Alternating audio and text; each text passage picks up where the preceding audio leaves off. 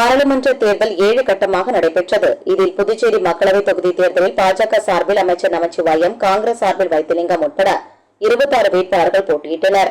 மொத்தமுள்ள 10,23,699 வாக்காளர்களில் 8,07,724 பேர் வாக்களித்தனர். 78.90% வாக்குகள் பதிவானது. இவ்வாக்குகள் அனைத்தும் எண்ணப்பட்டன. இதனைத் தொடர்ந்து 3 சுற்றுகளாக 30 சட்டமன்ற தொகுதிக்கான வாக்குகள் எண்ணப்பட்டன. இரவு 9:20 மணி வரை வாக்கு எண்ணிக்கை நீடித்தது. முதல் கட்டத்திலிருந்தே காங்கிரஸ் வேட்பாளர் வைத்திலிங்கம் முன்னிலையில் இருந்தார். புதுச்சேரியில் மொத்தமுள்ள 30 தொகுதிகளில் ஏனாம், இந்திராநகர் தொகுதிகளை தவிர அனைத்து தொகுதிகளிலும் காங்கிரஸ் வேட்பாளர் மற்ற அனைத்து வேட்பாளரை விட கூடுதலான வாக்குகளை பெற்று வெற்றி பெற்றார். வெற்றி பெற்ற வைத்திலிங்கம் கூறுகையில், முழுமையான ஆதரவை தந்திருக்கக்கூடிய புதுவை மக்களுக்கு என்னுடைய மனமார்ந்த நன்றியை தெரிவித்துக் கொள்கிறேன். இந்தியா கூட்டணியில் இருக்கக்கூடிய அனைத்து தலைவர்களும், குறிப்பாக சொல்ல வேண்டும் என்று சொன்னால் காங்கிரஸ் கட்சியை சார்ந்த பெரிய தலைவர்களிலிருந்து தொண்டர்கள் வரையும், அதே போல திராவிட முன்னேற்ற கழகத்தில் இருக்கக்கூடிய அமைப்பில் இருக்கக்கூடிய தலைவர்களுக்கும், குறிப்பாக எதிர்க்கட்சி தலைவர் அவர்களுக்கும், சட்டமன்ற உறுப்பினர்களுக்கும், அதே போல இந்திய கம்யூனிஸ்ட் கட்சியினுடைய தலைவர் அவர்களுக்கும், அதே போல விடுதலை சிறுத்தைகள் கட்சியினுடைய தலைமை அவர்களுக்கும், அதே போல இந்திய மார்க்சிஸ்ட் கம்யூனிஸ்ட் கட்சியினுடைய தலைமைக்கும், அதே போல இங்கே இருக்கக்கூடிய மறுமலர்ச்சி திராவிட முன்னேற்ற கழகத்தினுடைய தலைமைக்கும் என்னுடைய நன்றியை தெரிவித்துக் கொள்கிறேன். அது மட்டுமல்ல, இந்திய யூனியன் முஸ்லீம் லீக், கமலஹாசனுடைய மக்கள் நீதி மையம் என்று சொல்லக்கூடிய அந்த அமைப்பு, மனிதநேய மக்கள் கட்சி, ஆம் ஆத்மியினுடைய கட்சிகள், சமூக அமைப்புகள் அனைவருக்கும் என்னுடைய முதற்கண் நன்றியை தெரிவித்துள்ளேன். இங்க இருக்கக்கூடிய மக்கள் மாநில தேர்தலில் கிடைத்த வெற்றியை தலைகீழாக புரட்டி போட்டு இன்றைய தினம் அவர்கள் வெற்றி பெற்ற அனைத்து இடங்களிலேயும் இந்தியா கூட்டணி இன்றைய தினம் வெற்றி பெற்று முழுமையான வெற்றியை தந்திருக்கின்றார்கள். ஆகவே அவர்களுக்கு என்னுடைய நன்றியை தெரிவித்துக் கொள்கின்றேன். முன்னாள் முதலமைச்சர் நாராயணசாமி கூறுகையில், இந்த நாடு நல்லபடியாக இருக்க வேண்டும் என்று சொன்னால் தலைவர் ராகுல் காந்தி தலைமையில் ஆட்சி வர வேண்டும். இந்த ஆலோசனை கூட்டத்தில் அதாவது இந்தியா கூட்டணி கட்சி தலைவர்களும் அமர்ந்து ஒட்டுமொத்தமாக அவர்கள் மொத்த கருத்தோடு முடிவுகளை எடுப்பார்கள். அந்த முடிவுக்கு அனைத்து கட்சிகளும் கட்டுப்படுவார்கள், அதை நிறைவேற்றுவார்கள்.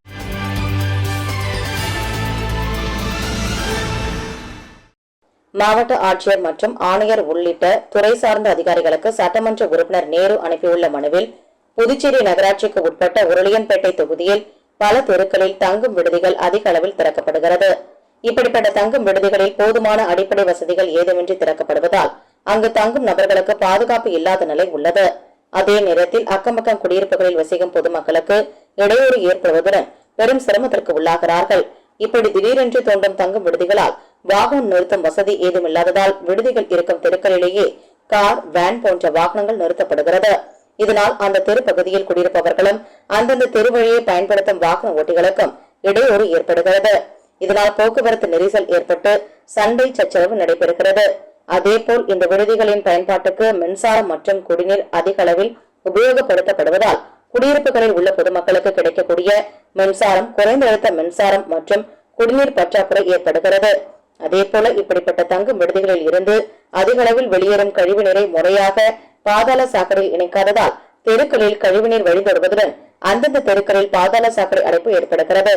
எந்த அடிப்படை வசதியும் இல்லாமல் உருளியன்பேட்டை தொகுதிக்கு உட்பட்ட மற்றும் நகர பகுதிகளில் சட்டவிரோதமாக செயல்படும் தங்கும் விடுதிகளை தடை செய்ய வேண்டும்.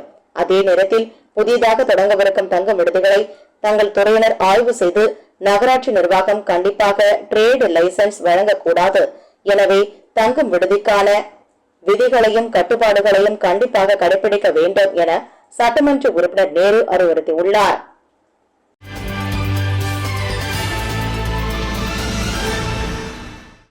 விழுப்புரம் பாராளுமன்ற தனி தொகுதியின் இண்டி கூட்டணி வெற்றி வேட்பாளராக விசிக கட்சியை சேர்ந்த ரவிக்குமார் போட்டியிட்டார்.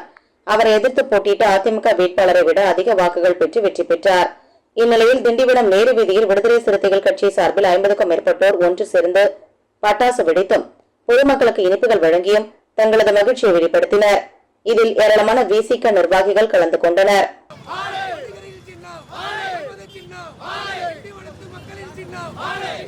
மக்களின் சின்னம்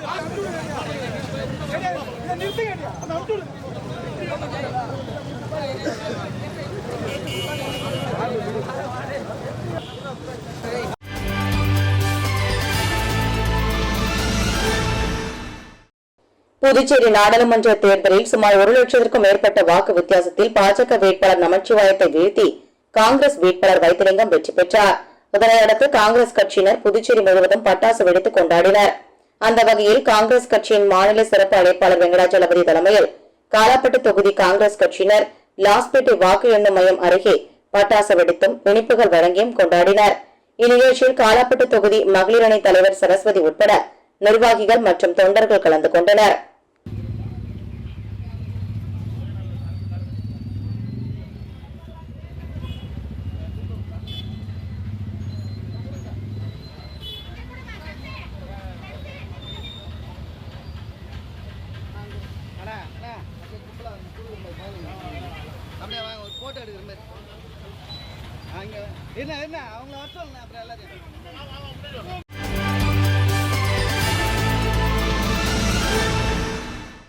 காங்கிரஸ் கமிட்டியின் பொறுப்பாளர் பிரகாஷ், தேசிய செயற்குழு உறுப்பினர் புகழேந்தி தலைமையில் பாராளுமன்ற உறுப்பினர் வைத்திலிங்கம் வெற்றி பெற்றதற்கு அவரை சந்தித்து வாழ்த்து பெற்றார்.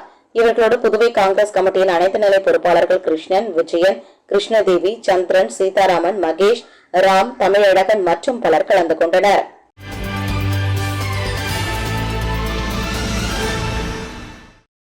புதுச்சேரி எல்லைப்பிள்ளைச்சாவடியில் 54 ஆண்டுகளாக மக்கள் பணியில் செயல்பட்டு வரும் வாஞ்சிநாதன் மன்றம் மற்றும் நேரு யுவகேந்திரா இணைந்து உலக சுற்றுச்சூழல் நாள் குழந்தைகள் மருத்துவமனை அருகில் மன்ற தலைவர் பாலகங்காதரன் தலைமையில் மரக்கன்றுகள் நட்டு கொண்டாடப்பட்டது.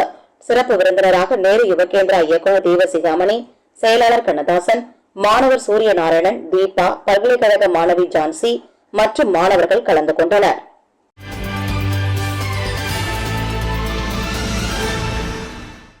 புதுச்சேரி உருளையன்பேட்டை தொகுதிக்கு உட்பட்ட தென்னஞ்சாலை பகுதியில் உள்ள கண்ணகி வீதியில் அடிக்கடி பாதாள சாக்கடை அடைப்பு ஏற்பட்டு வீதிகளில் விழுந்து வரும் நிலை ஏற்பட்டுள்ளது.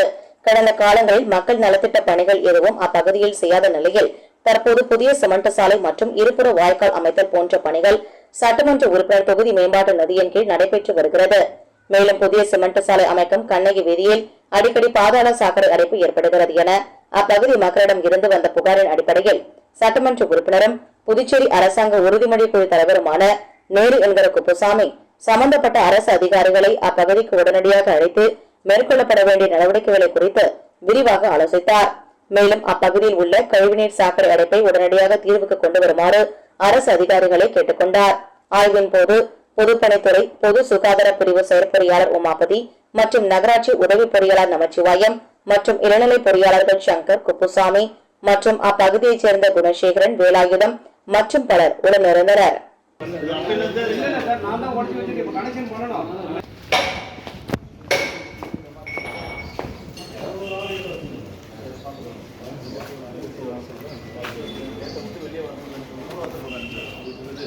இதை வச்சு அவங்க வந்து ஃபோட்டோ எடுத்து அதை எடுத்துன்னு வாட்ஸ்அப், ஃபேஸ்புக்கெல்லாம் போட்டுன்னு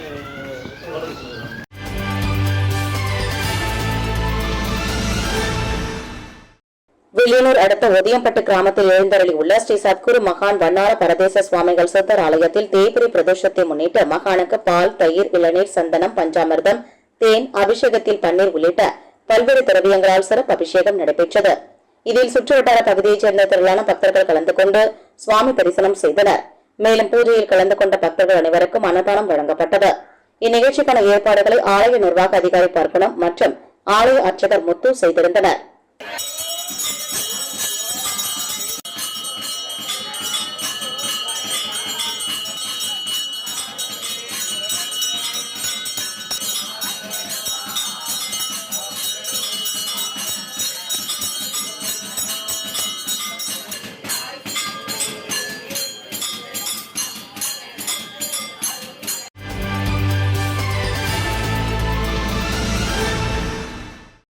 அரியங்குப்பம் ஸ்ரீ செடிலாடும் செங்கழுநீர் மாரியம்மன் தேவஸ்தானம் அருள்மிகு ஸ்ரீ திரௌபதி அம்மன் ஆலய பிரம்மோற்சவ தீமிதி திருவிழா கடந்த மாதம் 21ஆம் தேதி கொடியேற்றத்துடன் தொடங்கியது. தொடர்ந்து ஒவ்வொரு நாளும் அபிஷேக ஆராதனைகள் செய்து மின் விளக்குகளால் அலங்கரிக்கப்பட்ட வாகனத்தில் சுவாமி வீதி விழா நடைபெற்று உபயதாரர்கள் சுப்பையா நகர் ஸ்ரீ பாலமுருகன் ஆலய விழா குழுவினர் சார்பில் பகாசுரனுக்கு சாதம் படையலிட்டு வதம் செய்த நிகழ்ச்சி நடைபெற்றது. இந்நிகழ்ச்சியில் அரியாங்குப்பம் கொம்யூன் பஞ்சாயத்து முன்னாள் சேர்மன் ஆனந்தன் கலந்து கொண்டு சுவாமி தரிசனம் செய்தார்.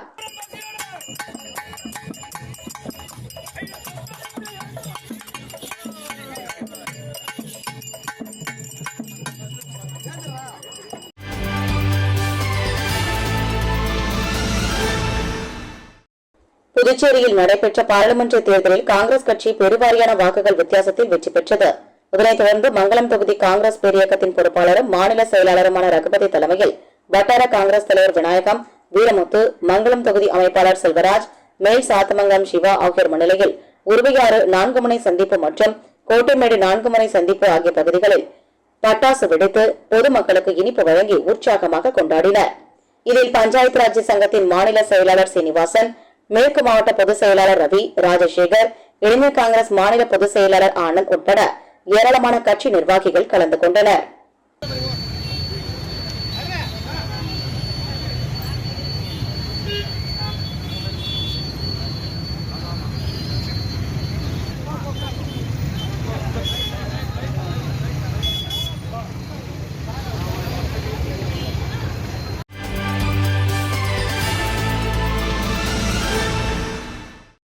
அரியாங்குப்பம் கொம்யூன் பஞ்சாயத்து ஆணையர் ரமேஷ் அறிக்கை ஒன்றை வெளியிட்டுள்ளார்.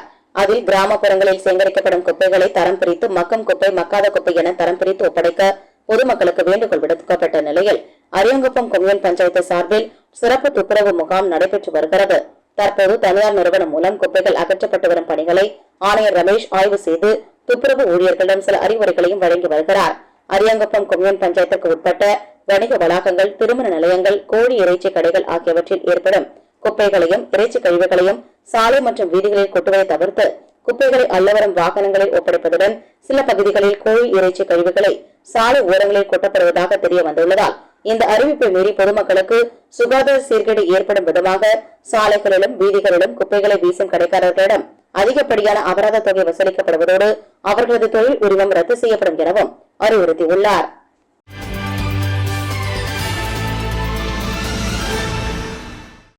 புதுவையை அடுத்த தமிழக பகுதியான கோட்டுக்குப்பம் நகராட்சிக்கு உட்பட்ட பகுதியில் அமைந்துள்ள பிரின்ஸ் பார்க் நீச்சல் பயிற்சி மையத்தில் கோடைக்கால பயிற்சி முகாம் கடந்த மாதம் தொடங்கியது.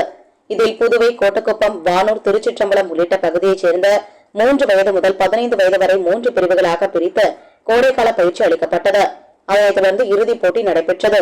60 மாணவ மாணவிகள் போட்டியில் கலந்து கொண்டனர். இதில் 3 பிரிவின் கீழ் நடத்தப்பட்ட போட்டியில் ஒவ்வொரு பிரிவிலும் முதல் 3 இடங்கள் பிடித்த மாணவர்களுக்கு நிர்வாக இயக்குநர்கள் ஆறுமுகம், அய்யனார் ஆகியோர் பரிசு கோப்பைகள் மற்றும் சான்றிதழ்கள் வழங்கினர். 10ஆம் வகுப்பு பொதுத் தேர்வில் அதிக மதிப்பெண் பெற்ற பள்ளி மாணவிகளுக்கு கல்வி ஊக்கத்தொகை நிர்வாக இயக்குநர் ஆறுமுகம் வழங்கி மாணவர்களை பாராட்டினார்.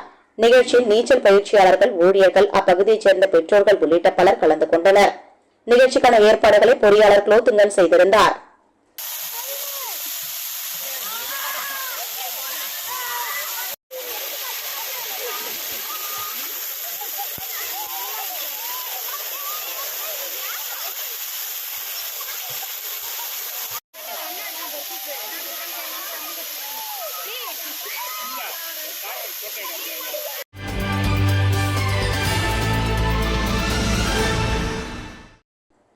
தமிழக பகுதியான வழுதாவூர் சேரநகர் பகுதியில் எழுந்தருளியிருக்கும் ஆதி கைலாசநாதர் தியான திருக்குடிலில் தேய்பிறை பிரதோஷ வழிபாடு நடைபெற்றது. முன்னதாக சுவாமிக்கு பால், தயிர், இளநீர், சந்தனம், விபூதி, பஞ்சாமிர்தம், பன்னீர் உள்ளிட்ட பல்வேறு திரவியங்களால் அபிஷேகம் செய்யப்பட்டது. தொடர்ந்து உலக நன்மை வேண்டி நடைபெற்ற கூட்டு வழிபாட்டில் திரளான பக்தர்கள் கலந்து கொண்டனர். அதனைத் தொடர்ந்து சுவாமிக்கு பூஜைகள் செய்யப்பட்டு மகா தீபாரதனை காண்பிக்கப்பட்டது. இதில் பக்தர்கள் திரளானோர் கலந்து கொண்டு சுவாமி தரிசனம் செய்தனர். தொடர்ந்து விழாவில் கலந்து கொண்ட பொதுமக்கள் அனைவருக்கும் அன்னதானம் வழங்கப்பட்டது. அதனைத் தொடர்ந்து சிவலிங்கம் சுவாமிக்கு எதிரில் நந்திக்கு பதிலாக அமைந்துள்ள பீடத்தில் பக்தர்கள் அமர்ந்து தியானம் மேற்கொண்டு இறை அருளை பெற்றனர். நிகழ்ச்சிக்கான ஏற்பாட்டினை ஆலய நிர்வாக சிவனடியார் கலியுக பெருமாள் மற்றும் ஆலய குழு தலைவர் உட்பட ஆலய குழு நிர்வாகிகள் கலந்து கொண்டனர்.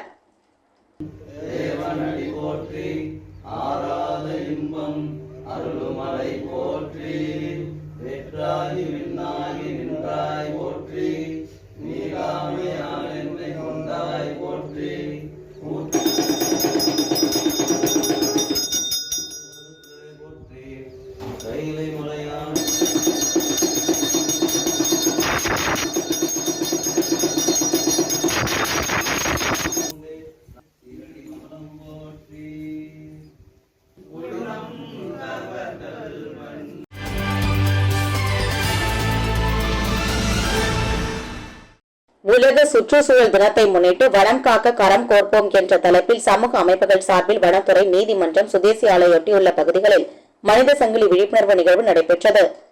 பெருகி வரும் மக்கள் தொகையாலும் மக்களின் வாழ்க்கை முறையாலும் பூமி வெப்பமடைந்து பருவநிலை மாற்றமடைந்துள்ளது. வெப்பம் காரணமாக பல உயிரிழப்புகள் ஏற்படும். இனியும் மரம் வளர்ப்போம், மழை பெறுவோம் என்று வாகனத்தில் பின்னால் மட்டும் எழுதுவதை விட்டுவிட்டு ஆளுக்கு ஒரு மரம் நட்டு வளர்ப்போம். இயற்கை கொடுக்கும் கொடையான மழையையும் மனசாட்சியே இல்லாமல் கடலில் விட்டு விடுகிறோம். இனி ஒரு சொட்டு மழையும் கடலில் கலக்கக்கூடாது. இனி ஒரு மரமும் வெட்டக்கூடாது. தாத்தா சொத்து பேரப்பிள்ளைகளுக்கு என்றால் தாத்தா அனுபவித்த சொத்தான இயற்கை குடிநீரும் சுகாதாரமான காற்றும் பேரப்பிள்ளைகளுக்கு ஏன் கொடுக்கவில்லை? இந்த மனித சங்கிலி நிகழ்வில் அனைத்து சமூக அமைப்புகள், மாணவர்கள், சங்கங்கள், இயக்கங்கள், பொதுமக்கள் கலந்து கொண்டனர். இதற்கான ஏற்பாட்டினை வாய்ஸ் ஃபார் வாய்ஸ்லெஸ் அசோக்ராஜ் செய்திருந்தார். கிட்டத்தட்ட ஒரு 500 பேர் நான் நிற்கிறேன்னா இது வந்து எங்களுக்காக கிடையாது, வர ஜென்ரேஷனுக்கு இதை நாங்கள் கொண்டு போய் சேர்க்கணும். மரத்தோடைய நாம் வந்து நம்மளுடைய வனங்களை காக்க முடியும். இன்னைக்கு வந்து பாருங்க, காடுகள் அடிக்கிறாங்க, ரோட்ல மரங்களை வெட்டுறாங்க. எதிர்த்து நிற்போம் என்று சொல்லி தோழர்களே, இது மனித சங்கிலி அல்ல, நாளை நம்முடைய பிள்ளைகளை காக்க வேண்டிய